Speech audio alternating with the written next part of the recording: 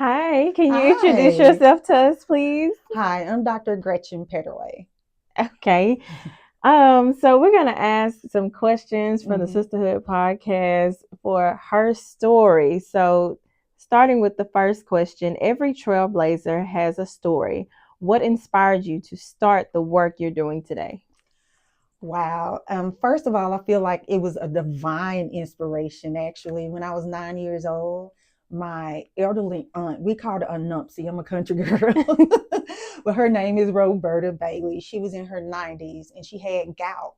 And as a little girl, I would walk across the street because we all lived in the same area, sit down on the porch with her, and I would take Bengay. And I remember just rubbing her arthritic joints. Yeah. At that time, she told me I had healing hands. And I feel like that was a foreshadow, a divine inspiration. So I feel like it was chosen for me, before I was even born. It was a calling. And so because I'm a country girl, I had no idea about the concept of a pediatrician because everybody in my family went to the same doctor. But then when I went to medical school, the Lord showed me a vision. Before I went to medical school, the Lord showed me a vision of me in a delivery room. And because I'm a country girl and I had no concept of a pediatrician, I was like, oh, maybe I'm supposed to be an OBGYN. Yeah. Now, mind you, this was after I did not get into med school the first time. He showed me this vision. I was standing next to a crib in a delivery room, but it just totally went over my head that I would be a pediatrician until my third year in medical school. And I walked onto the pediatric hospital ward and I was like, this is it. It was just like something said to me, welcome home.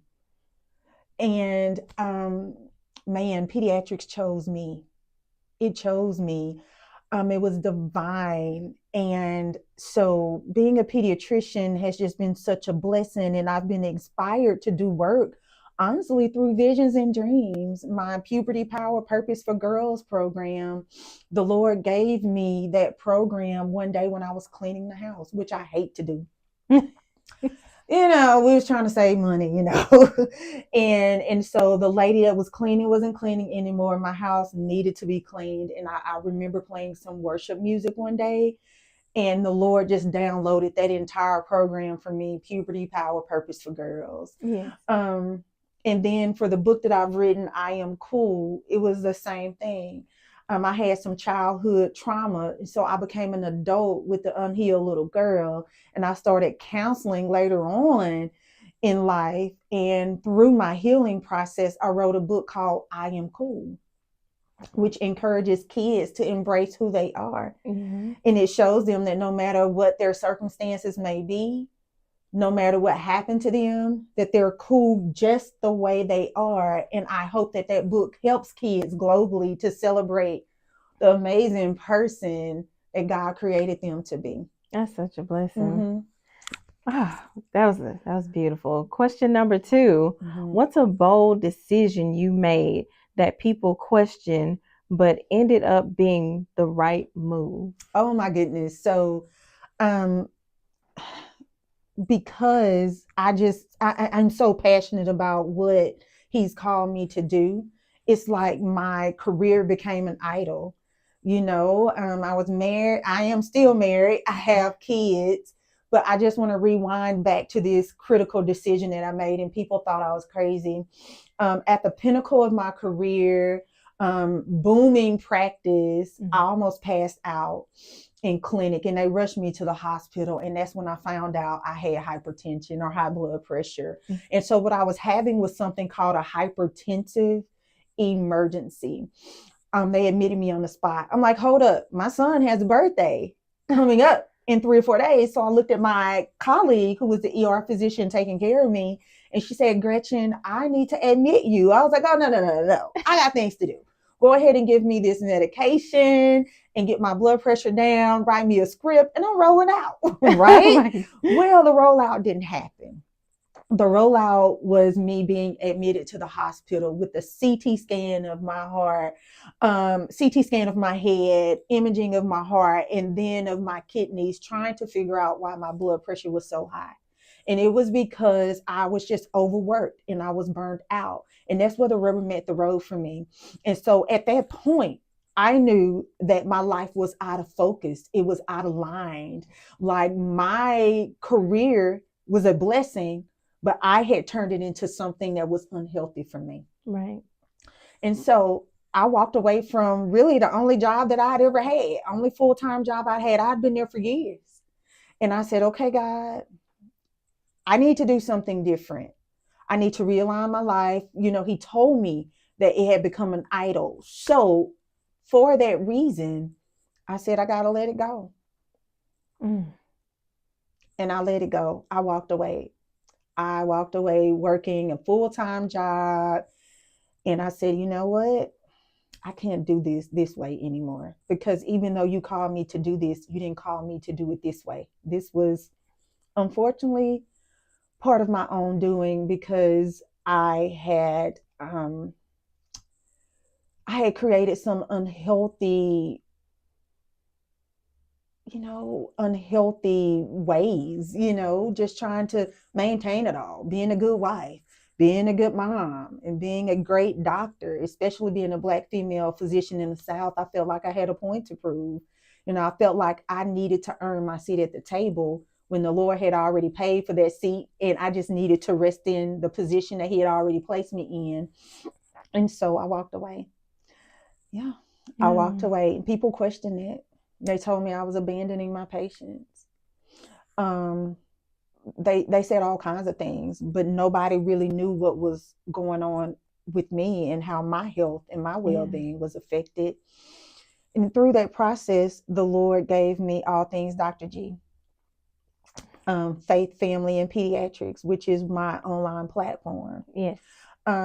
He gave me specific instructions during the time of prayer and fasting. And he told me, he said, when you get back on social media, I want you to be a light for other women, to show them that there is another way, to align their lives in a way that's not only going to glorify him, but that's going to be healthy for their overall well-being. Oh my goodness. Yeah. It's so moving. Thank you so much for that. Question number 3. When people hear your name, what do you hope they remember about you? Wow.